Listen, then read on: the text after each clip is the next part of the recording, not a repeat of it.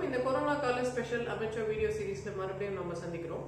இன்னைக்கு ரொம்ப ஸ்பெஷலான ரொம்ப ஹாட் டாபிக் நம்ம பேச போறோம். நாளை அதாவது மே 7ஆம் தேதி முதல் சென்னையில் தமிழ்நாட்டில் மதுக்கடைகள் திறக்கப்படலாம், அதற்கு தடை எதுவுமே இல்லை அப்படின்னு நம்மளோட உயர் நீதிமன்றம் தீர்ப்பு சொல்லியிருக்காங்க. அப்ப நாளை காலையிலேருந்து எல்லா இடங்களிலும் மது விற்கப்படும்.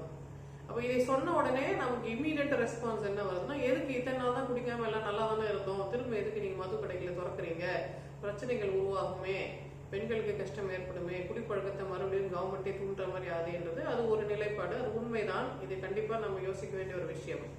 ஆனா இதுக்கு அடுத்து ஒரு லேயர் இருக்கு. இதுக்கு அடுத்து என்ன லேயர் இருக்குன்னா, நம்ம கவர்மெண்ட்டுக்கு வந்து சென்ட்ரல் கவர்மெண்ட்ல வர வேண்டிய பணம் எதுவுமே வரல. நிலுவைத் தொகை, ஜிஎஸ்டிக்கு கட்டினது, சென்ட்ரல் எக்ஸைஸ் கட்டினது, நம்ம ஷேர் ஆஃப் மணியை இன்னும் சென்ட்ரல் கவர்மெண்ட் ரிலீஸே பண்ணல. நமக்கு மட்டும் இல்ல, நம்ம சுத்தி இருக்கிற அண்டை மாநிலங்கள் எதற்குமே சென்ட்ரல் கவர்மெண்ட் மணி ரிலீஸ் பண்ணல. இந்த இக்கட்டான கொரோனா காலத்துல எல்லா ஸ்டேட்ஸும் தனிப்பட்ட முறையில அவங்களோட ஸ்டேட் மிஷினரி வச்சு ஃபைட் பண்ணிட்டு இருக்கும் போது ஏன் சென்ட்ரல் கவர்மெண்ட் காசு கொடுக்கல? சென்ட்ரல் கவர்மெண்ட்டுக்கு என்ன வந்துருச்சு? ஏன் அவங்க இதுல விழிப்பா இல்ல? ஏன் பொதுமக்களோட ஆரோக்கியத்தின் மேல சென்ட்ரல் கவர்மெண்ட் கவனம் செலுத்துறதுன்றது முதல் கேள்வி. அப்ப சென்ட்ரல் கவர்மெண்ட் பணம் கொடுக்காத பட்சத்துல மத்த கவர்மெண்ட்ஸ் எப்படி சமாளிக்கிறாங்கன்னா, அரசு ஊழியர்களோட சம்பளத்துல இருந்து பணத்தை கொஞ்சம் கட் பண்றாங்க, இல்ல வேற விதத்துல சுங்கத்தை இன்க்ரீஸ் பண்ண ட்ரை பண்றாங்க. பால் கவரோட விலை இன்க்ரீஸ் பண்றது, பால் பாக்கெட்டோட விலை இன்க்ரீஸ் பண்றது, இல்ல எலக்ட்ரிசிட்டியோட விலை இன்க்ரீஸ் பண்றதுன்னு ஏதோ ஒரு ஐடியா பண்றாங்க. பட் நம்ம ஸ்டேட் கவர்மெண்ட்ல பால் விலை ஏறல, எலக்ட்ரிசிட்டி கலெக்டே பண்ணல. அவங்க இருந்தாலும் அவங்களுக்கு எவ்வளவு சூழ்நிலை, எவ்வளவு கஷ்ட சூழ்நிலையில் இருக்கும்போது கூட எலக்ட்ரிசிட்டியை பத்தி இப்ப எதுவுமே சொல்லல. யாருக்குமே சம்பளத்தை குறைக்கல. ஆக்சுவலி சில பேருக்கு சம்பளத்தை கூட்டி கொடுத்துருக்காங்க. இந்த மாதிரி ஒரு சிக்கலான சூழ்நிலையில இந்த கொரோனா வைரஸ் அதிகமா பரவும் போது அடுத்த 2-3 மாதங்களுக்கு கவர்மெண்ட் ரெடியா இருக்கணும், பணத்தை ரெடி பண்ணி வச்சுக்கணும், பொதுமக்களை எச்சரிக்கை பண்ணி வச்சுக்கணும். அதுக்கு உழைக்கக்கூடிய மனிதர்கள், அது துப்புரவு தொழிலாளராக இருக்கட்டும், தூய்மை பணியாளராக இருக்கட்டும், மருத்துவர்களா இருக்கட்டும், போலீஸ்காரங்களா இருக்கட்டும், எல்லாருக்கும் அவங்க தொடர்ந்து சம்பளத்தை ஊக்கப்படுத்தி கொடுக்க வேண்டிய நிலைமையில இருக்கும் பொழுது இந்த பணத்துக்கு கவர்மெண்ட் எங்க போகும்ன்றதுதான் அதுல இருக்க ஒரு ஆழமான கேள்வி.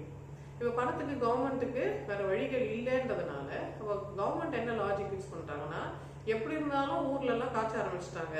ஒரு கிராமத்துலயும் கிராமப்புறத்துல ஒரு ஓரமான இடத்துல அவங்களே கள்ளச்சாராயம் காய்ச்ச ஆரம்பிச்சிட்டாங்க.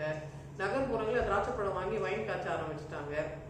எப்படி இருந்தாலும் கள்ள மார்க்கெட்ல பணம் அதிகமா கொடுத்து 115 ரூபாய் இருக்கிற ஒரு குவார்ட்டர் 1000 ரூபாய்க்கு விற்குது, 600 ரூபாய் இருக்கக்கூடிய ஒரு ஃபுல்லு 6000 ரூபாய்க்கு விற்குதுன்றதுதான் நிலைப்பாடுனா, இந்த பணத்தை எப்படி இருந்தாலும் அவங்க செலவு பண்ண தயாரா இருக்கும்பொழுது அந்த பணம் அரசோட கஜானாக்கு ஏன் போகக்கூடாது?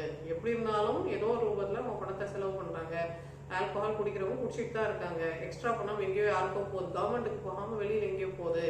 அப்ப நியாயமான விலையில கவர்மெண்ட்டுக்கு வந்தா கூட அட்லீஸ்ட் இந்த அவசிய செலவுக்கு பணம் சேர்க்க முடியுமே அப்படின்றது அவங்களோட கோரிக்கையா இருக்கு.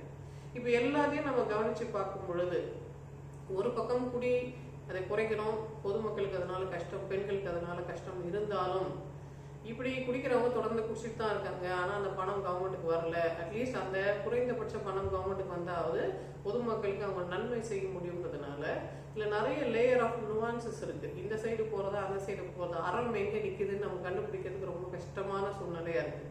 அப்ப அறத்தை நிலைநாட்டணும்னா ஒரே ஒரு வழிதான் இருக்கு. சென்ட்ரல் கவர்மெண்ட் இப்ப ஸ்டேட் கவர்மெண்ட் கொடுக்க வேண்டிய பணத்தை கொடுத்துட்டாங்கன்னா இப்படி குறுக்கோழியில போய் சம்பாதிச்சு கவர்மெண்ட் பொதுமக்களுக்கு செலவு பண்ணணும்ன்ற அந்த நிர்பந்தத்துக்கு தள்ளப்பட மாட்டார்கள். ஆனா சென்ட்ரல் கவர்மெண்ட் கிட்ட போய் இதை யார் சொல்லுவா? பிரைம் மினிஸ்டர் ஆபீஸ்க்கு போய் இதை யார் சொல்லுவா?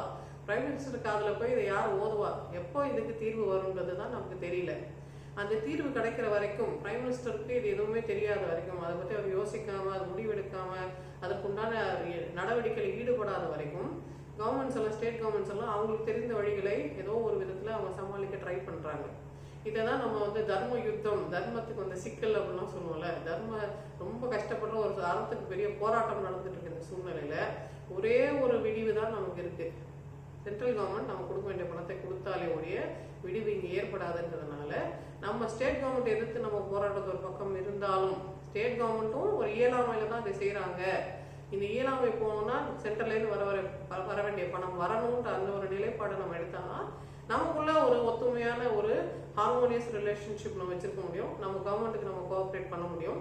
நம்ம எல்லாம் சேர்ந்து ஒரு நெருக்கடியை கொடுத்தாதான் சென்ட்ரல் கவர்மெண்ட் நம்ம கவர்மெண்ட் கொடுக்க வேண்டிய காசு கொடுப்பாங்கன்றதுனால let us talk to the PMO. நீங்க ஏன் எங்க கவர்மெண்ட் கொடுக்க வேண்டிய காசு இன்னும் கொடுக்கல? தயவுசெய்து எங்க காசு திரும்ப கொடுங்க. எங்க பொதுமக்களுக்கு செலவு பண்ணதுக்கு எவ்வளோ இருக்கு, எங்க கவர்மெண்ட்டுக்கு நீங்க உதவி செய்யுங்க, எங்க கவர்மெண்ட் கொடுக்க வேண்டிய காசை கொடுங்க அப்படின்னு நம்ம பிஎம்ஓ கிட்ட தான் சொல்ல வேண்டியது இருக்கு. இதை பற்றி நம்ம எல்லாருமே நமக்கு இருக்கிற சக்தி, நமக்கு இருக்கிற ப்ரெசன்ஸ், நமக்கு இருக்கிற விசிபிலிட்டி வச்சு நம்ம வாட்ஸ்அப் குரூப்பாக இருக்கட்டும், நம்ம ஃபேஸ்புக் குரூப்பாக இருக்கட்டும், இதை பற்றி கொஞ்சம் எழுதலாம். சென்ட்ரல் கவர்மெண்ட் ஏன் ஸ்டேட் கவர்மெண்ட்டுக்கு இன்னும் பணம் கொடுக்கல, அதை கொடுத்துருங்க, அட்லீஸ்ட் எங்களுக்கு ரிலீஃப் இருக்கும்ன்றதை நம்ம தொடர்ந்து பேசும்பொழுது மக்கள் சக்தியோட பெரிய சக்தி இருக்க முடியுமா? மக்கள் சக்தியை வைத்து பிஎம்ஓவை கொஞ்சம் நகர வைக்க முடியுதான்னு நம்ம ட்ரை பண்ணோம்.